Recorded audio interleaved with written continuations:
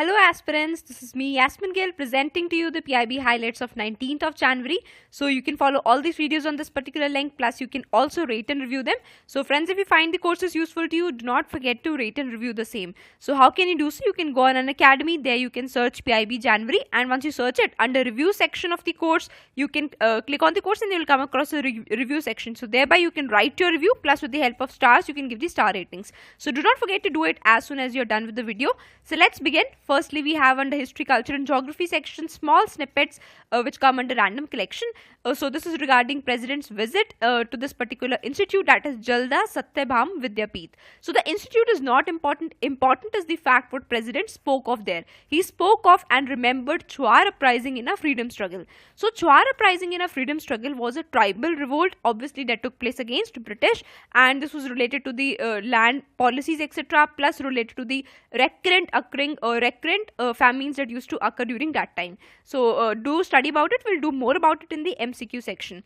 Also, this particular uprising, it took place at Jalda, and Jalda is located in Purulia in West Bengal. So this area is also famously known as Jungle Mahal area. So other than that, he also mentioned, that is president mentioned about a revolutionary from the same area by the name of Satya Kinkar Datta. Plus additional fact is about this Republic Day, coming Republic Day 2017. So the chief guest for this year would be the Crown Prince of Abu Dhabi. Next, we have negotiation committee constituted on Mahanadi and its tributaries. So what has happened is Odisha has complained regarding the situation of neighboring states who are not utilizing the waters of Mahanadi and its tributaries as per the requirements of Odisha. So under what act has it complained? It has complained under section 3 of the Interstate River Water Disputes Act 1956. So in that context, this committee has been formed by Ministry of Water Resources. Also, the committee would be chaired by a member Central Water Commission along with 11 other members, which include various stakeholders.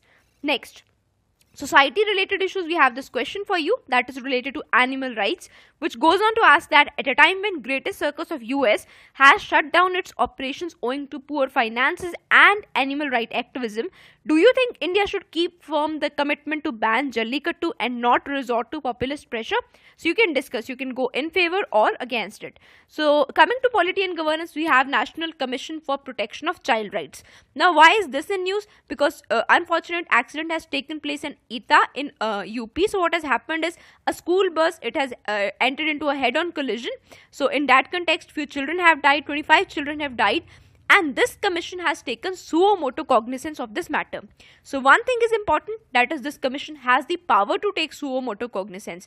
Other things are important, for example, the composition, which year it was formed, and so on. So I hope you had learned about it in the your polity books as well. Otherwise, we'll do it tomorrow in the MCQ course as well. So do go through the provisions of this particular commission. Is it a statutory body? Is it a constitutional body? Or is it a non-statutory body? Do mention in the comment section as well. Also, we have finally the new CBI director, who is Shri Alok Kumar Verma, and the appointment has been approved by appointments committee as well. Now do mention in the comment section who chairs appointment committee. Next, international relation, we have a very informative article from Indian Express. So what does it talk about? It talks about China's growing role, particularly in World Economic Forum. So see, there are two forums which take place back to back or side by side every year. One is World Economic Forum, the other one is World Socialist Forum. So World Economic Forum primarily is a forum for capitalist countries, as it is thought, though now it has extended to include all countries, but initially it began as a forum for capitalist countries. So China's president has spoken for the very first time on this forum, that is World Economic Forum, which took place at Davos in Switzerland. So what does this particular move shows? Does it show that China is already, and this is another action by China to show that it is ready to take up the global economic order? Is it? So it is possible, because China has got a vast amount of money, but yes, there are several constraints that will constrain China to take up the global economic order in place of Washington and West-led globalization. So what are the constraints? For example, it doesn't still has that amount of economic openness. Other than that, it doesn't has the capacity to impose itself, particularly in the political order as well as the global policies. So there are certain constraints which which might neglect or which might keep up the China for coming up and leading the global economic order. So in overall context, what is the route forward for India, or how does these particular things or this rising Chinese domination in the global economic order bears for India?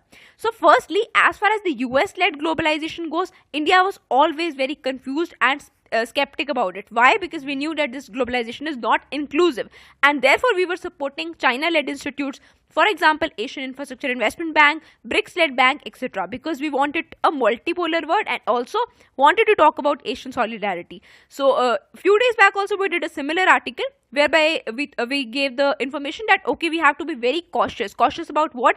That on the path of moving towards this multipolarity, we must not end up into the trap of a unipolar Asia. And who will be leading this unipolar Asia? China. So we must be skeptic about it. Okay, so that is one thing. So this is the dilemma which we have in the current context. Other than that, we know China has not favored us at various points. So another line of thought which the author talks of is, see, the previous slide was almost the same idea which we did a few days before.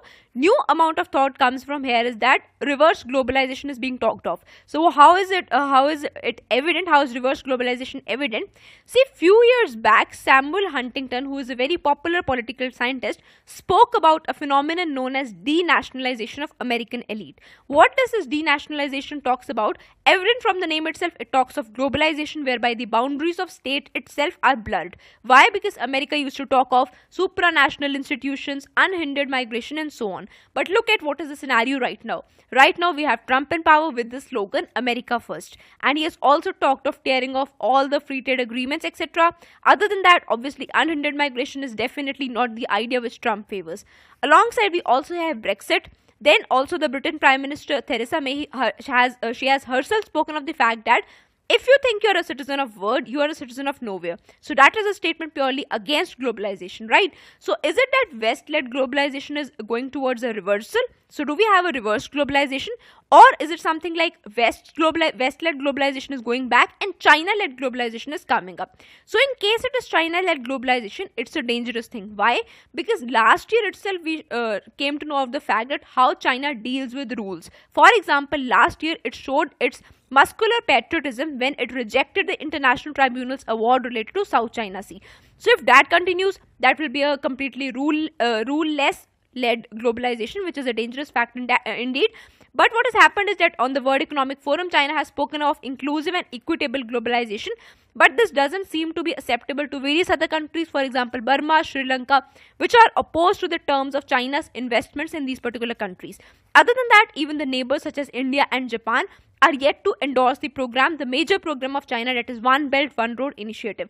You can think of the fact that should India openly endorse this particular thing, that is One Belt One Road initiative, just like it has done with other initiatives of China. Plus, another problem which can come in the way of China-led globalization for China is the growing new friendship between Russia and US. So what we can do is we can push up Russia forward, but see, Russia itself cannot lead global economic framework due to its not so stable economic situation. But one thing which Russia can do is it has the capacity to undermine the regional political order in Eurasia. So we have new power dynamics shaping up. In that context, you can answer this question. What it asks is, in context of Trump's America First policy, it should not have been it should have been rise of right wing in Europe and Brexit. Do you think West-led globalization phenomena is undergoing a reversal? So what do you think can be impacts of such a transition? Mentioned with special reference to India. So you can attempt this question. Next we have under economics, special central assistance. So a very static concept. This special central assistance has been given by central government to various states. And who are these states? These are special category states. I hope you are aware of special category states. Just last economic survey we had this term explained. So this was a concept which was given by 5th Finance Commission with respect to certain 4 or 5 parameters, by virtue of which certain states are classified as special category states. So these are the states which are given special central assistance for special projects. So Government of India has also recently given special central assistance to a few of the projects. Though now what has happened is that this particular assistance have been subsumed as per the devolution formula of 14th Finance Commission. Next, we have Competition Commission of India. Why news? Because it has recently imposed penalties on cement companies for bid rigging. So the companies or the penalty was imposed on a tender floated by Haryana government. What is important here is Competition Commission of India. Number one point, it has the power to impose penalties. This is one fact. Other than that, the commission has been formed by Competition Act 2002, which was amended as per Competition Act Amendment 2007. The mandate includes prohibition of anti-competitive activities, keeping a check on the combinations, for example acquisition, then we have merger and acquisitions, etc. Other than that, what is the composition? It contains or comprises of a chairperson and 6 members who are appointed by central government directly. Then we have MSME cooperation. So there's a MOU which has been signed among various countries of Indian Ocean Rim Association. A very important organization in this particular is, that is Indian Ocean Rim Association. We learn more about it in the MCQ session. So what has happened is an MOU has been signed among various countries for MSME promotion. So what particular entity has entered into these MOUs? It is National Small Industries Corporation of India, which is a PSU under Ministry of MSME. So this will help in creating more jobs and obviously alleviating poverty.